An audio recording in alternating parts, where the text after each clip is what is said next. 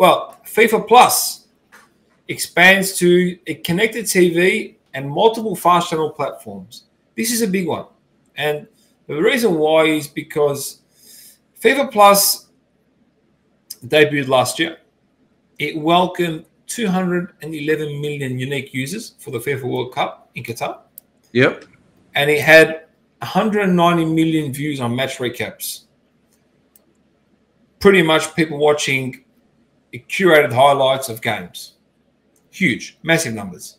So just to elaborate for our viewers and listeners, just explain to it how that works for the common person. So FIFA Plus was just an application that you download on your phone, right? That you could stream from by mirroring to a bigger device, or you can watch it on your phone. After every game, what they did was they would curate highlights for each game. So people that missed out on the full game, they'd just go watch those highlights. They had 190 million views on match recaps. They had 211 million users on the actual app during the actual FIFA World Cup. Huge numbers. Now, what this does is it makes it a lot more accessible, because now they're on all these new TV apps: Samsung TV, LG, Vita, Amazon Fire, and Android TV. They're also on all these new fast channel platforms like Samsung TV Plus, LG channels, Vita channels, the Roku channel, and Rakuten TV. Yeah, but what's the one company that you haven't mentioned there? Apple. Correct. Apple Plus is a different ballgame altogether, and we can talk about that after this point. So what this does is now is every smart TV in today's world has these apps and has these channels. So now I don't have to watch it on my phone and mirror screen it onto my. No, it's all there. It's on my TV. That's a lot more easier to watch, a lot more accessible. So that's only going to increase the amount of users. All right. So now Tony wants to have a big watch party. Everyone come and watch. Whether it's the Women's World Cup, that's right now, it's been streamed in 50 plus countries on FIFA Plus, including Brazil, Japan, and the Netherlands. Or it's the under-19s or the under-21s, or the, all these other tournaments that FIFA holds. So now, slowly, we're seeing FIFA position themselves into this global media mogul. Now, my question to you, Mr. Sheehan, is this: how do you see this impacting its future discussions and negotiations with media broadcasters? It's a really good question. They have become the most powerful sporting body on the planet.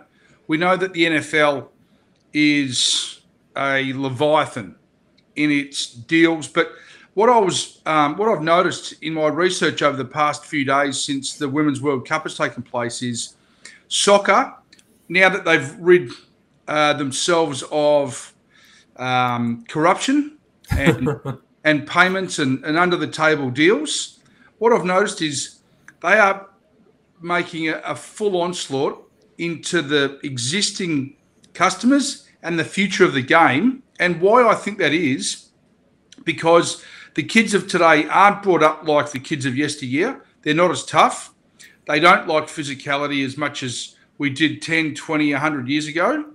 Soccer isn't physical. So maybe they are marketing to the mothers and fathers of today and tomorrow to try and be, I mean, it is already the world game, but even to have a bigger onslaught for customers of tomorrow. We look at the NFL. They've got concussion protocols that have been brought in because of the CTE issue. Now Australia has followed suit with the AFL and the NRL, and also rugby union and league. Now, where does that leave us? You either play tennis, you go into the business world, or soccer seems a really good alternative. Absolutely. Definitely. You sort of nailed it there, mate. So, yeah, I personally see FIFA one day becoming its own network where they'll turn around and they'll say to themselves, hang on a second. Why do we need all this broadcast money? Yeah. Why don't we do it ourselves? Well, and then to the individual networks. We're in every single country in the world. We have billions of people watching us. It launched last year. They've got 211 million users. What happens in 10 years or 15 years? Right? So why not cut out the middleman? Why not? Well, it's a very good point. But don't some sports do that currently now? They do, but they're still heavily reliant on these other networks, but they don't have the global reach that FIFA does. Yeah. That's the difference here. Like you have a global reach.